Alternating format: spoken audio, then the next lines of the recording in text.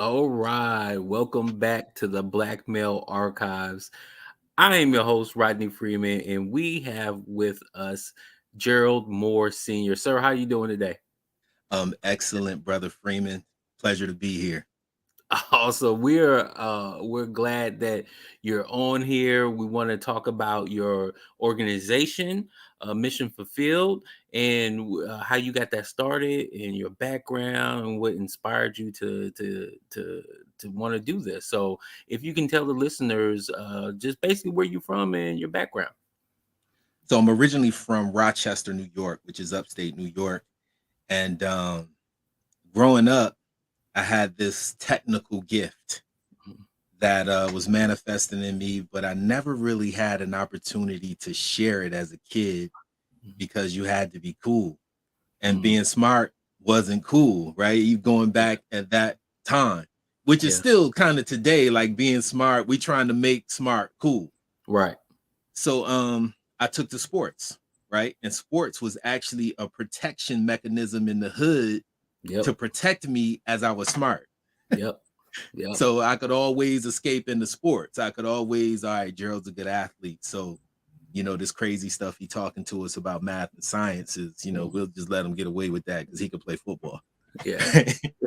So I always had this technical gift, but like any young brother in the hood, I struggled in school, never had a black male educator.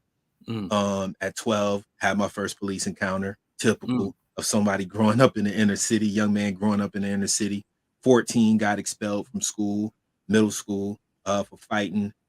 15, I did the Scared Straight program in upstate New York. Was a good athlete. Uh, got out of trouble. A lot of being an athlete allowed me to escape some stuff that I probably would have gotten further trouble. mhm, 17, found myself with a child. My first son was born. I was 17 years old. Found myself with full custody of my son when mhm, he was 3 months old. mhm. And it was at that moment where I realized that the baseline I set for my son would be the trajectory he could go. Mm, And I was very fortunate graduating high school with a 1.69 GPA. And at the time, Norfolk State University had an open enrollment policy, and I tested into their engineering program. mhm, So, but when we look back at who I was academically, though the data said I was a D student, I was testing at 12th year, 10th month coming out of eighth grade, which I found out as I was getting ready to be expelled from school. And the only reason I didn't get expelled from school was the superintendent at that time was a new superintendent. And I was the first expulsion meeting of my ninth grade year. And he was like, we're not kicking this kid out of school, who's basically testing at the 99th percentile of all eighth graders and about 75% of all our 12th graders. So we're wow. not kicking this kid out of school. Yeah. Got to Norfolk State. It was the first time that I had a black male educator Mhm, to speak life into me. Gerald, you can do. Gerald, you have ability. Gerald, first time, Gerald, your ability to speak will determine the amount of money you can make in the future. Right. As I came in speaking all types of street slang, like it was the first time that I had brothers who said, yo, dude, you can be powerful in this landscape. You're going to have to work twice as hard as your white male counterparts, but you have the ability. It was the first time I got that, mhm, which I pivoted into. I had a son. I was like, yo, I was focused in school because I got to take care of this little boy. Like I was very fortunate to have a two-parent, lovingly dysfunctional home, mhm, mhm. right? My Yeah. father showed me, he told me everything I should do and showed me everything I should not do. In the fact that the majority of my uncles at some point in their lives struggled with drug and alcohol addiction, Mhm, including my father, right? So I mhm, watched that, I witnessed that, mhm. and knew that I needed to be able to improve on that. I'm a first generation college graduate. My mother's the oldest of nine. My father's in the middle of 12. Like I'm the first person to graduate. So it was kind of like college wasn't really Yeah. on that in the plans for me.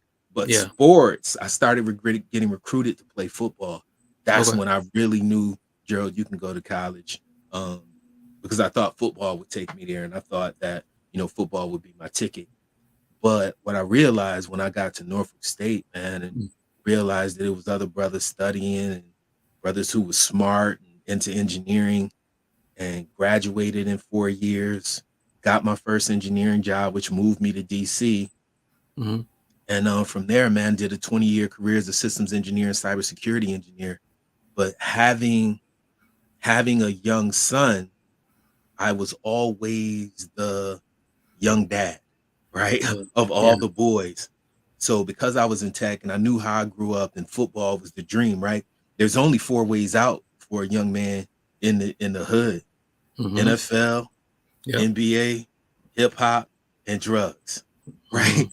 So I Mhm. knew that this was still the outlook of a lot of these young men. And I could go in and say, as an engineer who was a good athlete, who could still play at the time and still say, yo, get out in the court, let me show you something, right? Mhm. As an engineer. And they Mhm. respected it. So being able to coach my son through, my son ended up getting a full scholarship to play football at Ohio University, majored in STEM. About 10 or 15 of his friends that I was able to work with were able to get into college for free, scholarship, and major in something technical. So I realized that I had something there. Um, and when my next son came through, I started doing the same thing. But now we more digital, we more technical. Yeah. So in about 2015, 2016, I launched the tech school for Black boys, just Mm. because I was coaching my son's basketball team and we were doing this app development stuff, programming after practice. So some of the moms was like, can I invite my neighbor? Can I invite my nephew? Can I invite my son's cousin? And I'm like, sure. One day after practice, we getting ready to do this course. There was 50 boys outside the door waiting to participate. So I was like, first of all, I don't have permission from the gym to bring all these people in the gym, first of all. Yeah. So what I decided to do was launch this digital platform. So pre everything going digital, I had launched a tech school for Black boys, and we was doing some app development and some website development and things of that nature. My oldest son reached out to Black Enterprise. He saw something and he was like, I'm not impressed. My dad is doing XYZ. Because I never sought to get accolades or nothing like that. I was just Yeah. doing what I felt was necessary for our community. Yeah. And Black Enterprise recognized me in 2019 as a BE Modern Man. And I don't know if you're familiar with that, Yep. Yep. but yeah, they take 100 brothers across the country and recognize them for the work that they're doing in community. Then they bring them together for the Black Men Excel Conference, which is pretty dope.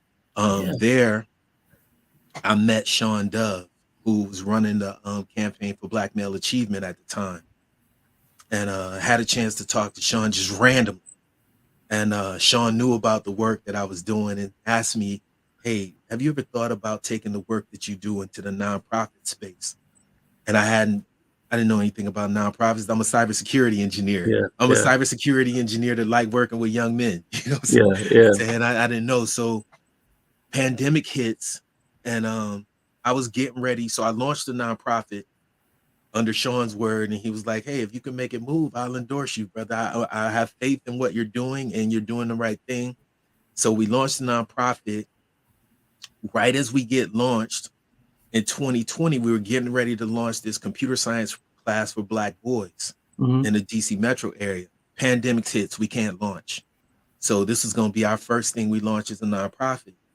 But man, it was the gift and the curse at the same time, Mhm. because where I was just trying to do something that was really hyper local to the DC metro area, I Mhm. launched this course online and we ended up getting 500 boys in this program from all over the world. Oh, We had wow. young brothers from Africa, the UK, Canada, all over the US, um, dude, all over Europe. We had Black kids coming in, and I was like, okay, this thing is bigger than I thought it was, Yeah. right? Yeah. So then where I had this, my mindset was, all right, I'm gonna really focus on the DC metro area where I live. I was like, you know what, Gerald, this is a global initiative. Yeah. This is a global initiative, and the vision is to inspire, educate, and activate 100,000 Black boys by 2030 and get them involved in some form of tech and STEM that's led by Black men.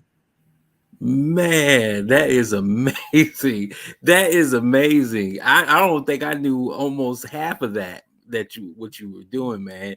Congrats to what you were that you're doing right now, man. I am so, man, that's amazing. So tell me how did you find this motivation? I mean, what was it? Was it something in your childhood? Was it when you were in college? Where did it come from? You know what? When I think about, I've always, there's different levels to success, right? Hmm. And people kept telling me how successful I was and how good I was and how smart I was as an adult. And I started thinking to myself, I was the same person as a kid. I needed better guidance, but I was the same person as a kid. And where y'all think I'm all extra smart, and you look at me now and say, well, Gerald probably grew up in the burbs. All of my friends were equally as smart. We just didn't have the opportunity. Mm-hmm. Where I grew up, we didn't know any engineers. My family didn't know any professionals. In Mm-hmm. Rochester, New York, I don't know if you're familiar with Rochester, New York at all, but when I grew up, Kodak was the biggest employer. Mm. Kodak made cameras. Yeah. Kodak didn't transfer to digital. Kodak thought film would always be the thing. So Yeah. they missed out on the digital bus and it crushed the city. Mm. It crushed the city. So lose 100,000 jobs, right? So now the people in the city can't work, and you're growing up, and where I thought when I was coming through, you could have easily graduated and went to work for Kodak. Right. So me having a child, which really focused me, having my son really focused me because I'm like, I got to get him out of here because by the time I was 18, I knew personally about 15, 16 brothers that were murdered by the time they Mm. were 18. So I knew my outlook in this city wasn't bright. I was tapped into some high level criminals. you know, I was Mm. tapped into some high level criminals. And, by the grace of God, I had some good men pour into me. And I knew that I had to do the same because I know that everybody in the inner city in Chicago ain't bad. They just need an exit plan. They need an Mm. exit strategy to Mhm. get to the other side. And Mhm. if brothers like me can't come back who understand what's actually going on in the hood and they're not afraid to go back, it's a Mhm. lot of us, unfortunately, it's a lot of us that have some fear of our own people Yeah. and going back into certain cities. But from my perspective, if you give respect, then they give respect. I don't care. Yeah. You can walk up to the hardest thug on the block. If you Yep. give respect, he'll give respect. Right. If you give disrespect, you're going to get disrespect.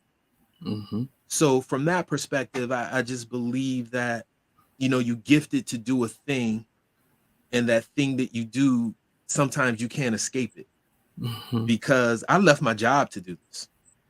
Like I'm a cybersecurity engineer with 20 years experience. Like I left a high six-figure job to do this. Mhm. So when I look at it, I look back at the 20 years I did in corporate, knowing that everything I did in corporate was to pave the way for the next brother. But the fact of the matter is, but no other brothers coming.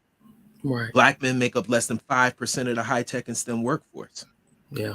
So if we don't go back to the younger brothers, we will maintain at 5%. So even the brothers that's there, you may be paving the way, but there's no pipeline. We have to Okay. create the pipeline. Okay. So let me ask you a question. So how are you grabbing those brothers and say, look, this is an opportunity. This is your oyster. How are you going out there getting them? It's just visibility. Mm. They see Gerald's, oh, you're a cybersecurity engineer, dude. Like it's how you engage young brothers, right? Like Okay. we got this swag, this bravado about us. I can't go up to a young kid and be like, "Hi, my name is Gerald Moore, and I'm an AI engineer, and you could do it too." Like that don't work. Right? Right. Like you gotta. They need to understand that I was them, right? Mm. So telling my story is really engaging, so they know, Right. okay, he understand. Right. Like he understand, and I'm not going to exclude a young man because he kind of grimy, Mm-hmm. right? Like we Mm-hmm. understand what it is. We understand our culture, and we understand that some of these young men gonna need a little extra push. Mm-hmm. Some of these brothers, in school, like in school, I can't say I'm gonna put a brother in the headlock, Mm-hmm. right? Mm-hmm. But on the street, I could love on a young man by putting him in a headlock and say, "Come on, man," Yeah. right? And he know it's love. Like Yeah. there's things I can say to a young man that I can't say to him in a school building, and he knows it's love. So it's just it's that, man. And you give love, and I go to schools and I talk to kids, and I'm like, listen, mission fulfilled 2030. I need you to be a mission fulfilled 2030, man. I need you to think about your life.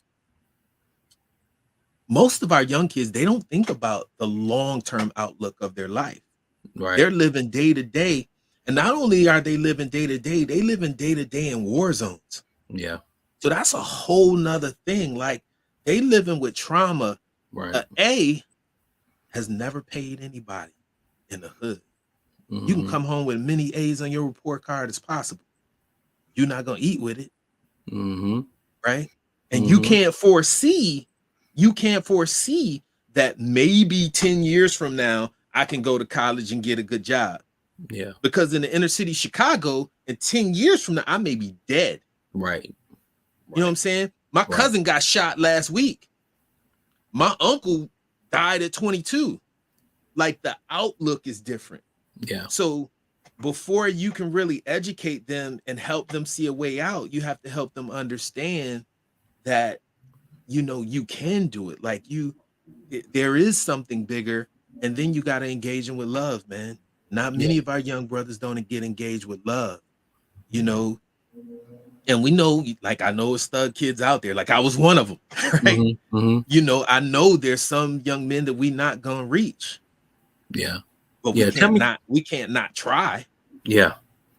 Tell me about some of your some of the young men that have come through your program and where they're going off to be at, where your success stories that you've had. So we 3 years in. We three Yeah. years in. And for the most part in the pandemic, we really couldn't grind like we grinding now, Okay. out on the street. But in Rochester, New York, we have this youth tech entrepreneurs program that runs at UPrep High School. So Mm. their whole sophomore class goes through our program. Oh, okay. So in the last 2 years, we've run through. By the end of this year, we would have run 200 boys through the program. Wow. And in this program, we actually help these young men create their own tech companies. Wow. Some of them run with it. Some of them like, yeah, I feel it, but I'm in another lane. Yeah. But we had a young man earn $5,000 last year with his business. Wow. So, and he's That's really grinding amazing. on that business. So we're helping him to really build that business. And he Yeah. doesn't want to go to college. Yeah. And it's like, okay, but we've taught him all of these principles Yeah. to build business, Right. right? We're working on his ability to speak. We're working on his ability. So we teach design thinking, Yeah. right? So we teach Yeah. them how to take an idea, how to Mm-hmm. write it down on paper, how to ideate it, how to Yep. create a value proposition, how to Yep. leverage themselves as a value proposition, and then go to market. Yeah. So we have several young men who weren't thinking about college who are now going to college, and we're a young organization. Mm-hmm. But I think in the next 10 years, by the time we hit 2030, not only will we have a bunch of successful young technical business owners, Mm-hmm. we're going to also have a bunch of grown men who are very successful in corporate who will come back and give to that next generation of mission fulfilled men. And that's the cycle that we're going to create. So by 2030, we're going to have this perpetual machine that's throwing out black men in tech every day. And not only are we doing that, but we're going to Mm-hmm. have this insular machine where we're investing in each other. Man, that is amazing. So, what do you, how do you, what would you say to someone who has no exposure to, or had they don't have the mentors in their immediate circle? How would you advise them to get into a career field like this? What would you tell them that they need to do? Sign up for Mission Fulfilled. So another big thing that we're going to do, like phase 2, right? Yeah. Phase 1, let's get 100,000 Black boys in our program Mm-hmm. under our umbrella. Mm-hmm. Phase 2, let's get 10,000 Black men under our umbrella. Mm. So we will provide you access to a young man, to a man nationally, where you can come through us and say, hey, I'm in Chicago, connect me with a brother in Chicago. Mm-hmm. Right? Phase 2. So all you brothers out there, go to missionfulfilled2030.org, get on that email list. We building our network of Black men who are willing to inspire, educate, and activate Black boys nationally. Let's go.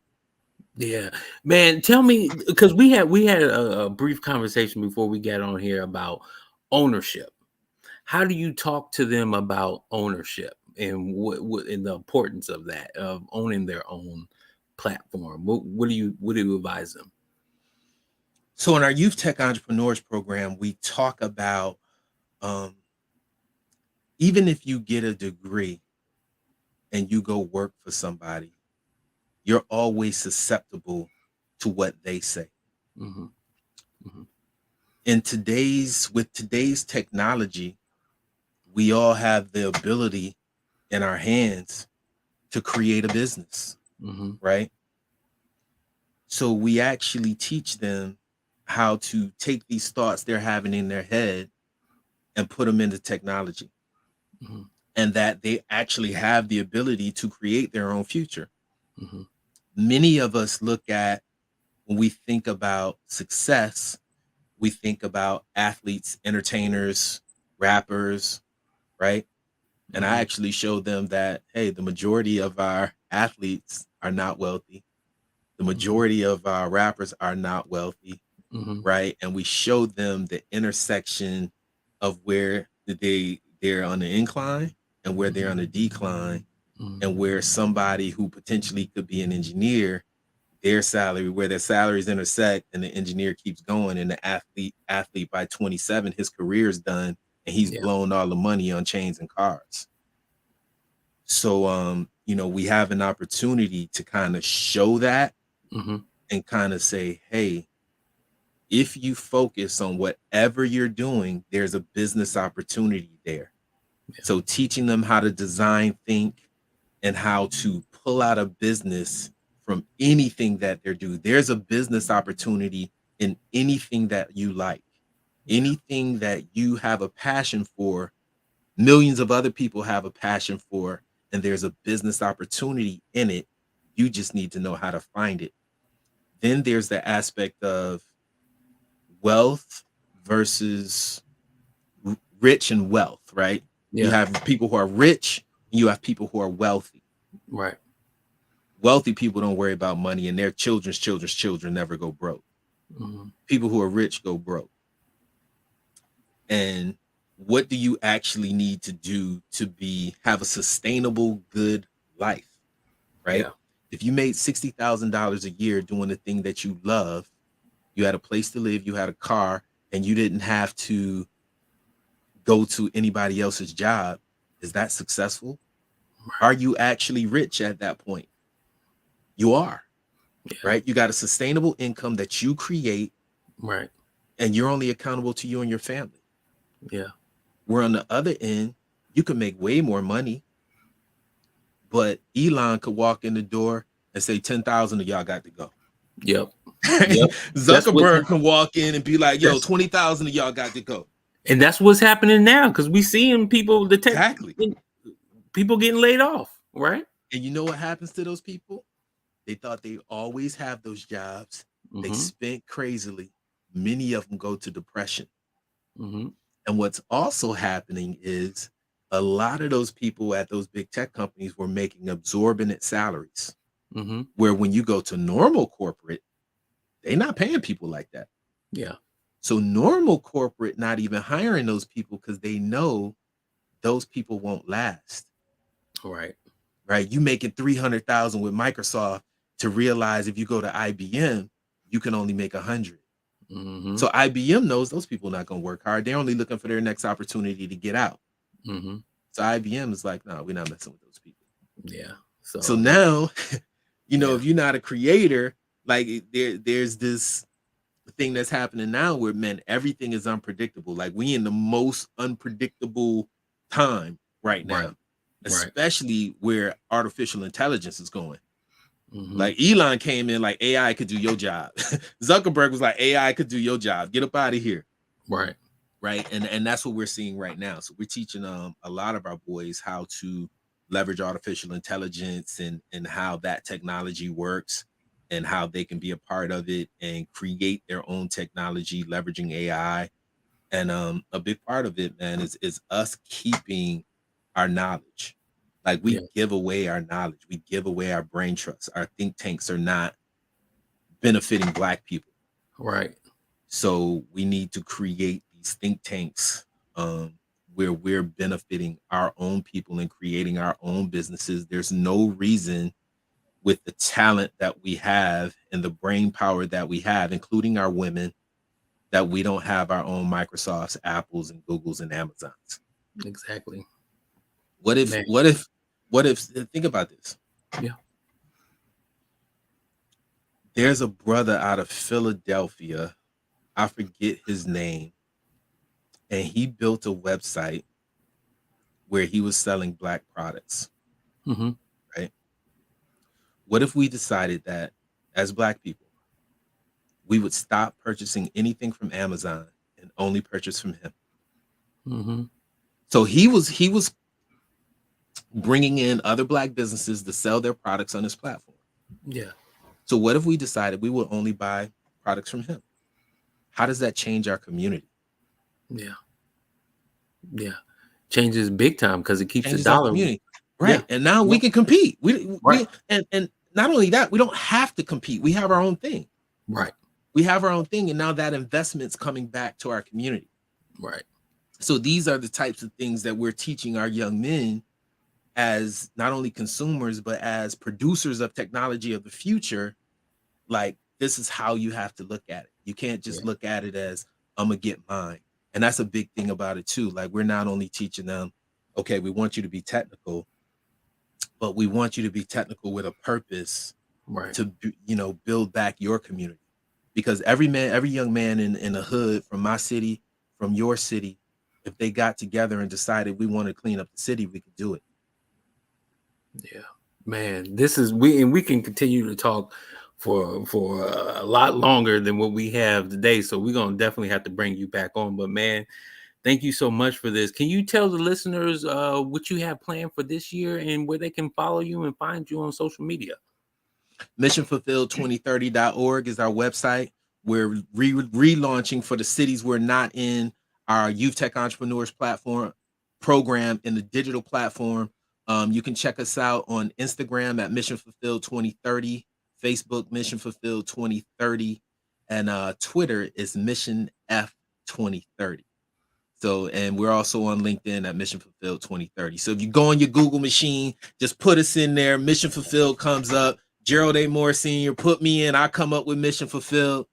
But listen, brothers out there, we got to come together. We got to come together and support the sisters. We got to come together and support the sisters and rebuild the Black family. We can do it. We can Yeah. do it. They predict it would take 100 years to do it, but we can do it much faster than that. So let's go. Let's raise up some young boys. These young boys out here in the street, they need us. They need us. They can change. They want to change, Yeah. but we got to go help. We Yeah. got to go back and help. We just can't be for ourselves. Yeah. I know you may have children, but I'm a father to about 50 young men at this point. Yeah. You know what I'm saying? So let's Yeah. get out there and let's get it. Like I have belief and faith in the Black community. And with brothers like you out there, Rodney, putting this content out there, man, impacting brothers and sisters out there, man. And we need you and we need everybody to come together, man, to Yeah. rebuild the Black family. Period. Yeah. Definitely. This is a conversation that we definitely need to like I said, we need to bring you back on so we can kind of uh have a deeper dive into that. But we do need to rebuild the Black family and then show people that we are Black men are present in our kids' life, Absolutely. because I think that's a big thing. I just, my personal experience is that, I was living in Florida and my daughter was living in another state. And I was just like, you know what? I don't want to be a part-time dad. I don't want to just see her, in the summer times and in spring break. I want to be there so I can take her to school every day, so we can have those talks in the car, because that's what she's going to remember. That's what I remember from my dad and my Absolutely. parents, those talks in the car going to school, even though I was tired, didn't want to hear what they were saying, but, it stuck. So, I think we have to show people that we are present and we're here. So, man, thank you so much for being on this podcast, the Black Male Archives, where we capture, curate, and promote positive stories about Black men, which you are one of. Gerald Moore Sr., Mission Fulfilled 2030. Thank you for being on this platform. Thank you, sir. Absolutely, my brother. Much success to you. Thank you, sir.